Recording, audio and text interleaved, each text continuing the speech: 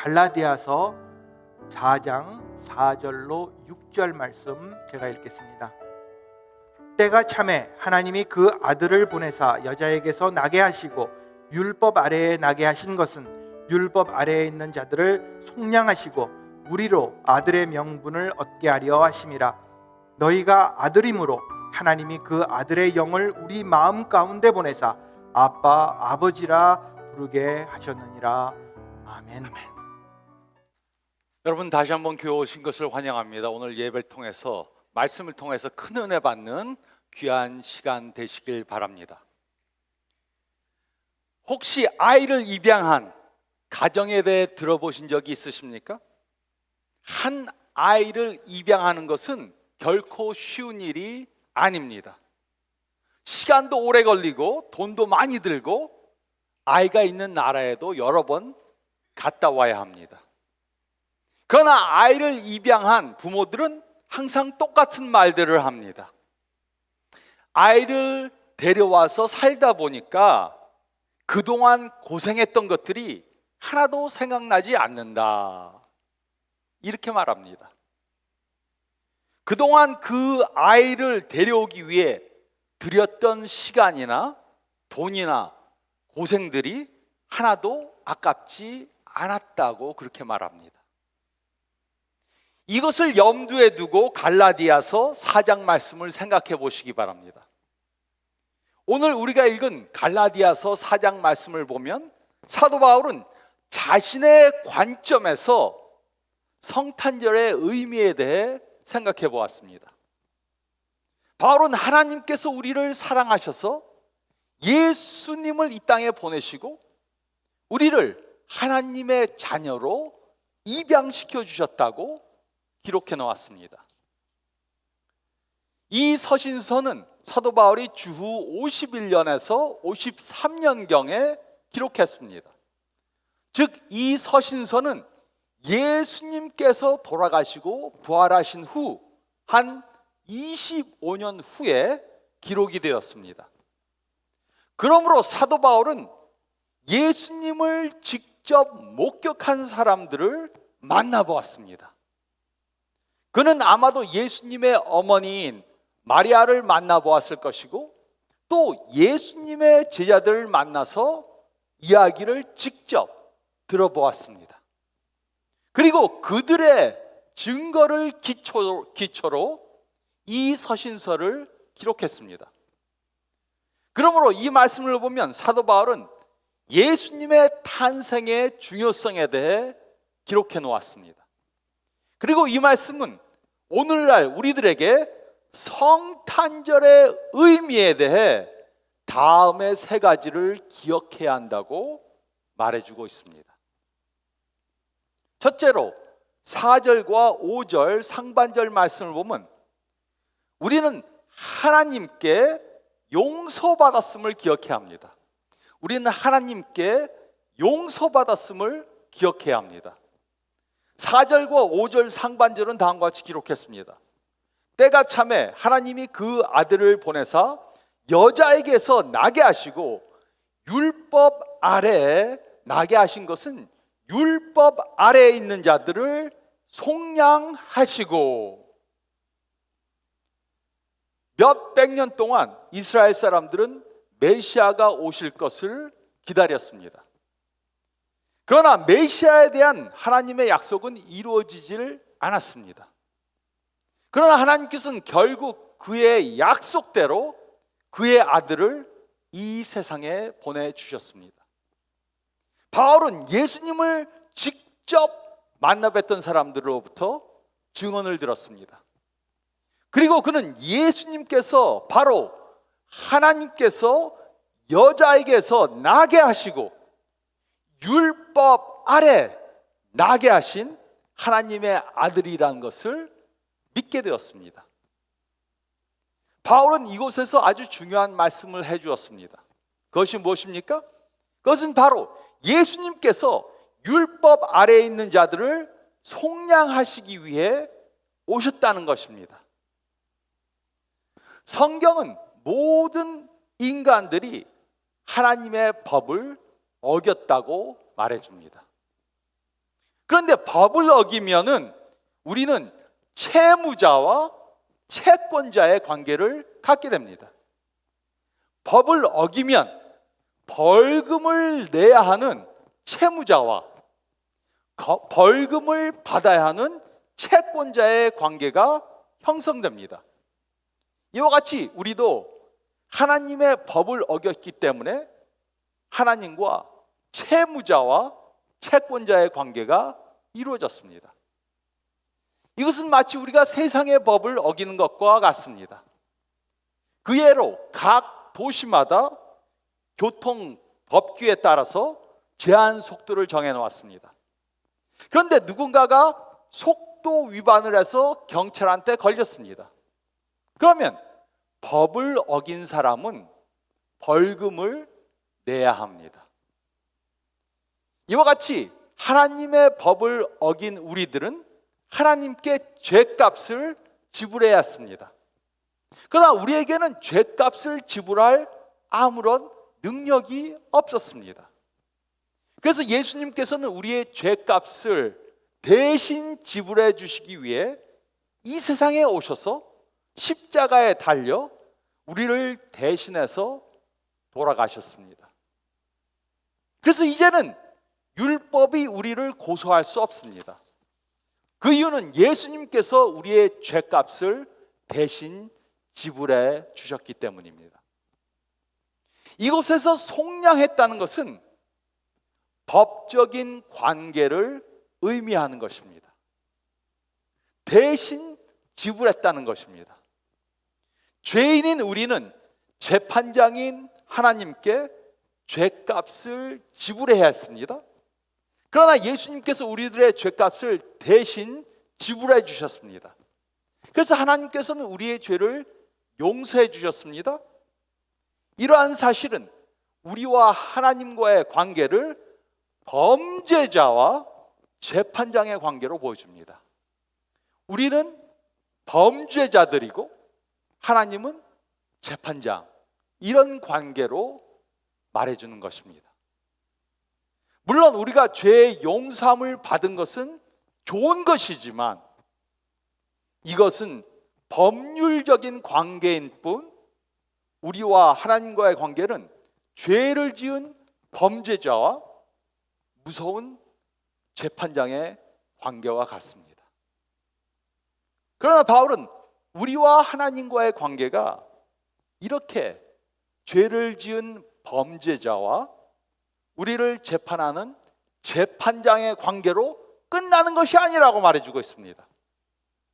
우리와 하나님과의 관계는 이보다 훨씬 더 가까운 것입니다. 두 번째로 5절 하반절 부분을 보면 우리는 하나님의 자녀들로 입양되었음을 기억해야 합니다. 둘째로 우리는 하나님의 자녀들로 입양되었음을 기억해야 합니다. 5절 하반절은 다음과 같이 기록했습니다. 우리로 아들의 명분을 얻게 하려 하심이라. 이곳에서 바울은 그 당시의 예를 들어 예수님께서 이루어 주신 일에 대해서 설명해 주었습니다. 하나님께서는 우리를 용서해 주신 것만으로 만족하시질 않았습니다. 하나님께서는 우리들과 범죄자와 재판장의 관계, 그 이상의 관계를 갖길 원하셨습니다. 하나님께서는 우리들과 자녀들과 아버지의 관계를 갖길 원했습니다. 이것을 설명하기 위해 바울은 그 당시 사람들의 문화를 한 예로 설명해 주었습니다. 바울은 이 당시 사람들이 누구인가를 자녀로 입양하는 것을 그 예로 설명해 주었습니다. 오늘날 사람들이 일반적으로 생각하는 입양은 갓난아기나 어린아이를 입양하는 것입니다. 누구나 입양할 때 갓난아기 아니면 아주 어린아이를 선호합니다. 근데 우리들은 순진한 어린아기들이 아닙니다. 우리는 장성한 성인들입니다. 그리고 이것이 바로 바울이 말해주고자 하는 것입니다. 바울 당시의 사람들은 어린 아기들은 죽을 확률이 많기 때문에 어린 아기를 입양하지 않았습니다. 그 대신 로마 사람들은 성인을 가족에 입양시켰습니다. 한 부자가 있다고 생각해 보시기 바랍니다. 한 부자가 있는데 그 부자가 자신의 아들을 보니까 너무 버르장이 없고 막무가내입니다. 그래서 이 아이에게 자신의 재산을 맡길 수가 없습니다. 그럴 때 부자는 자신이 믿을 수 있는 사람을 입양시켜서 자신의 아들로 만들어서 그 사람에게 재산을 그 당시에 맡겼던 것입니다. 그러므로 가장 중요한 것이 바로 이겁니다. 가장 중요한 것. 혹시 여러분 중에 재산이 많은데 아들을 못 믿겠다, 그럼 저한테 맡기시기 바랍니다. 농담입니다. 이곳에서 사도 바울이 말해주고자 하는 가장 중요한 것은 바로 이것입니다. 우리들은 전부 다가 죄인입니다. 또 우리는 하나님께 입양받을 아무런 조건을 갖고 있지 않았습니다. 그러나 하나님께서는 우리의 죄를 용서해 주셨고 또 우리들을 하나님의 자녀로 입양시켜 주셨습니다. 이것이 바로 예수님께서 이 땅에 오셔서 십자가에 달려 돌아가심으로 이루신 것입니다. 하나님께서는 우리가 과거에 무슨 죄를 지었는가 상관하시지 않습니다. 또 우리가 미래에 어떤 죄를 지을 것인가 상관하시지 않습니다. 우리는 다른 사람들에게 한 약속을 어겼을 뿐만 아니라 하나님께 드린 약속도 어긴 사람들입니다. 그러나 하나님께서는 이런 사실들을 다 아시는데도 우리들을 그의 자녀로 입양시켜 주셨습니다. 우리는 이제 하나님과 법적인 관계만을 갖는 것이 아닙니다. 하나님께서는 범죄자인 우리들을 용서해 주셨지만 법적인 관계만을 갖는 것이 아닙니다. 우리는 이제 범죄자와 재판장의 관계만을 갖는 것이 아닙니다. 우리는 이제 자녀들과 아버지의 관계를 가질 수 있습니다. 우리는 이제 하나님과 가족 관계를 가질 수 있는 것입니다. 하지만 이것으로도 끝나는 것이 아닙니다. 사도 바울은 한 단계 더 말해 주었습니다. 6절 말씀 보면 세 번째로 우리는 하나님과 친밀한 관계를 가질 수 있음을 기억해야 합니다. 우리는 하나님과 친밀한 관계를 가질 수 있음을 기억해야 합니다. 6절은 다음과 같이 기록했습니다. 너희가 아들임으로 하나님이 그 아들의 영을 우리 마음 가운데 보내사 아빠, 아버지라 부르게 하셨느니라. 이것은 매우 놀라운 사실입니다. 하나님께서는 성령님을 우리에게 보내셔서 우리 안에 거하시게 하셨습니다. 그리고 우리는 이제 성령님을 통해 하나님과 가족 관계를 가질 수 있게 되었습니다. 그리고 우리는 하나님을 아빠, 아버지라고 부를 수 있게 되었습니다. 물론 갈라디아에 있던 이방인들은 이 사실을 믿기가 매우 어렸을 것입니다. 이 사람들은 이 사실을 믿지 못했을 것입니다. 이 당시 사람들은 신을 매우 두려워했습니다. 그래서 하나님과의 관계를 자녀와 아버지의 관계로 보는 것이 매우 어려웠을 것입니다. 그러나 바울은 하나님의 자녀가 된 우리들은 하나님을 아버지라고 부를 수 있게 되었다고 이렇게 말했습니다. 하나님을 아버지라고 부를 수 있게 되었습니다. 물론 이것은 사도 바울이 첫 번째로 말한 것이 절대로 아닙니다. 하나님을 아빠, 아버지라고 부르는 것은 예수님께서 하신 것입니다. 예수님께서는 잡히시기 전 겟세마네 동산에서 하나님께 기도를 했습니다. 마태복음 26장 39절에 마태복음 26장 39절에 하나님께서는 예수님께서는 다음과 같이 기도했습니다. 내 아버지여, 만일 할만하시거든 이 잔을 내게서 지나가게 하옵소서. 예수님께서는 이곳에서 똑같은 단어를 사용하셨습니다. 그리고 이 말씀을 통해 사도 바울은 우리들에게 가르쳐 주었습니다. 우리는 더 이상 하나님을 재판관으로 보지 않아도 됩니다. 하나님은 우리의 아버지시며 우리는 하나님을 아빠라고 부를 수 있습니다.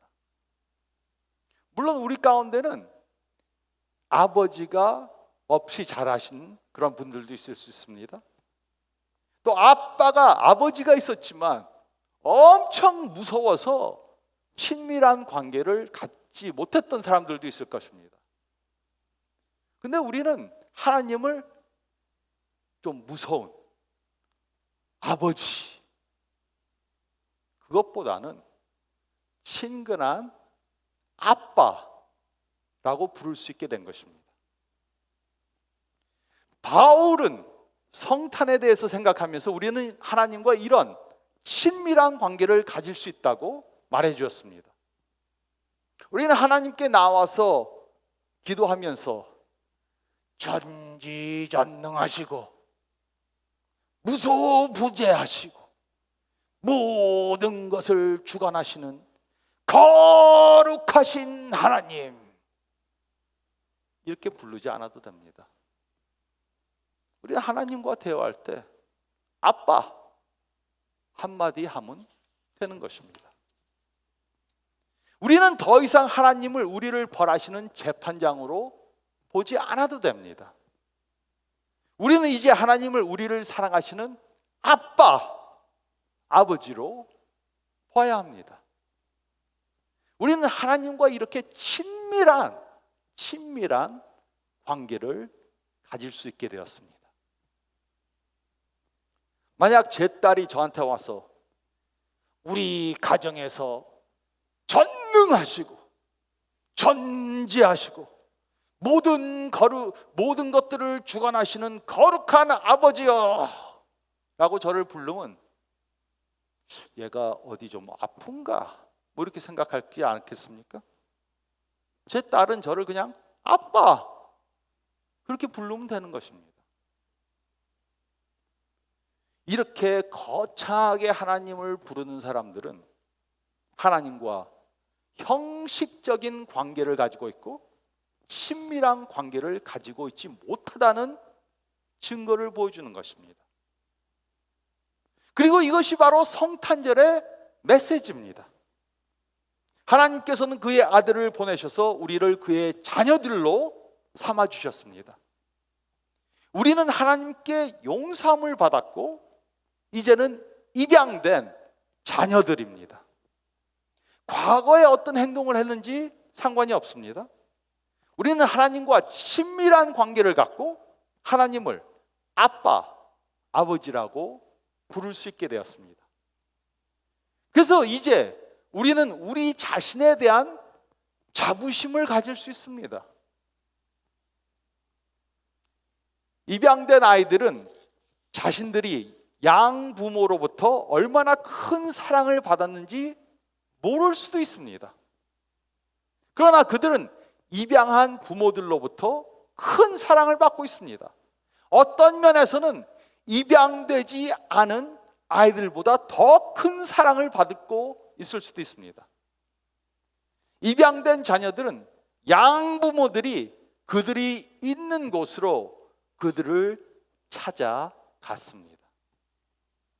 뿐만 아니라 그들을 입양하기 위해 큰 값을 치렀습니다.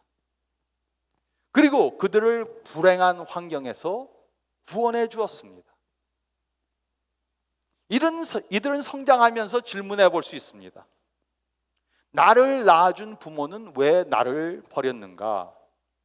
나는 버려도 되는 가치가 없는 존재인가?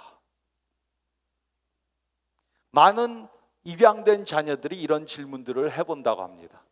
하지만 저는 분명히 믿습니다. 그들을 입양한 부모님들은 그들을 입양할 가치가 있는 존재들로 생각했습니다. 그러므로 여러분들은 여러분들이 얼마나 가치가 있는 존재라고 생각하십니까? 이 질문에 대한 답은 여러분들이 하나님과 어떤 관계를 갖고 있는가에 따라 다를 수 있습니다. 하나님에게 어떤 기도를 드리는지 생각해 보시기 바랍니다. 어떤 사람들은 하나님을 아직도 재판장으로밖에 생각하지 못합니다.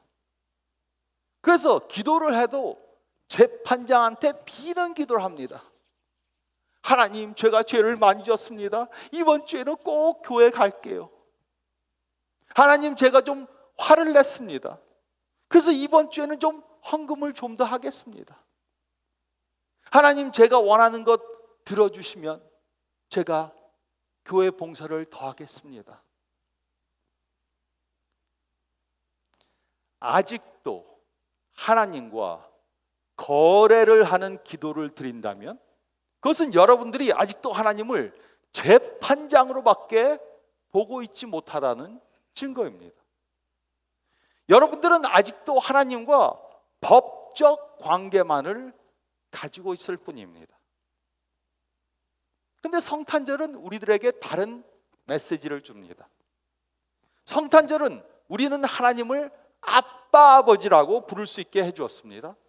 성탄절은 우리가 하나님과 무서운 아버지의 관계가 아니라 아주 친근한 아빠와의 관계를 갖게 되었다고 그렇게 말해주고 있습니다. 여러분들은 여러분들 자신이 얼마나 가치가 있는 존재라고 생각합니까?